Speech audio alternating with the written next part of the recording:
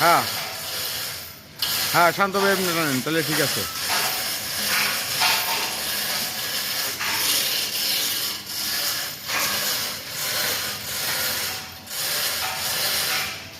মাল ফোল্ডিং করে চেন কোপ্পা দিয়ে হাফিজ করতেছি, মাল আস্তে আস্তে করে করতেছে।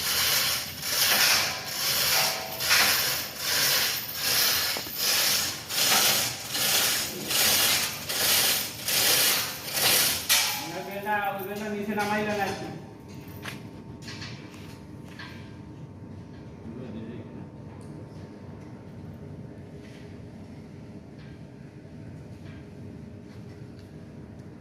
রশিদে নামা লাগবে না, আপনি বেলটা নামান, বেলটা